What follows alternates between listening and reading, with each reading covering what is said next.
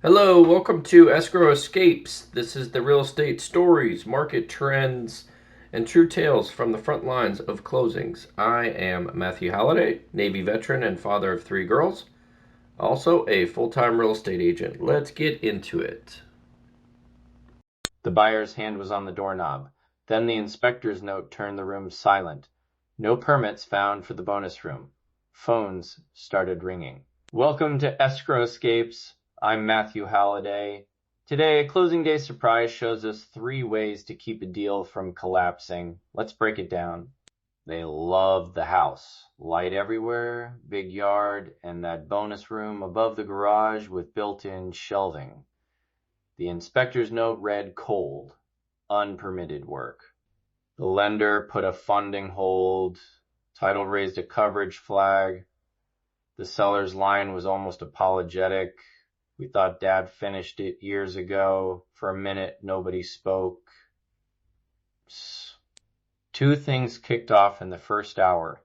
The buyer's agent told the buyer to calm down, good call, and the listing agent started gathering paperwork. Contractor invoices, photos, anything that might show history. I remember the buyer's voice. Are we going to lose our deposit? Okay, breathe. The best moves are calm moves. First, call 3 people and get 3 short written notes. Who? The inspector, the insurance agent, and the lender. Ask the inspector for a brief, focused comment. Specifically list any safety concerns, exposed wiring, lack of egress, fire separation problems. That separates life and death from paperwork. Call the insurer. Ask plainly, will this feature be excluded from coverage or trigger non-renewal? Get that in writing. Then call the lender. What will block funding, appraisal value, non-permitted structures, or safety issues? These notes buy you choices, not chaos. If the work looks unsafe, stop the sale and fix the hazard. If it's not an immediate safety risk and insurers will consider coverage with conditions, you have leverage to negotiate remedies. Simple principle. Safety first, clarity second, speed third. Now the 3 practical paths I want you to remember. Retrofit and permit, escrow holdback for remediation, or a negotiated credit. Each solves a different problem. I'll walk you through pros, cons, and the exact language agents and escrow officers like to see. Path 1. Retrofit and obtain a permit. This is the cleanest outcome. Licensed trades fix, inspections are pulled, the city signs off. Pros. Lenders and title love it. Buyer gets a permitted space. Cons. It can take weeks, sometimes months, and cities may require upgrades to current code. If you go this route, get a licensed contractor estimate and a realistic timeline immediately. No vague promises. Path 2. An escrow holdback. This lets the sale close while money sits in escrow to pay for remediation. Fast. Title transfers. Buyer protected. But do not wing the language. You need a signed contractor estimate, a holdback amount tied to that estimate, typically 125%, a firm completion deadline, and indemnity language, so the seller remains responsible for fines or liens. Path 3, a negotiated credit. Quick on paper. Seller credits buyer at closing for an agreed amount. Works when the work is cosmetic or small scope, and the buyer is comfortable handling repairs. Don't use credits for safety or structural defects. Lenders sometimes object if unpermitted work affects value. Here's a practical negotiation move. Start with a contractor's written scope and estimate. Present 2 alternatives.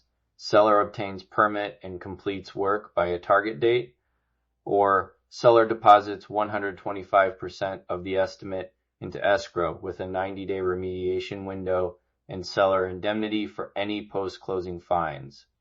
Money, timeline, and indemnity. Those three elements calm lenders and title officers.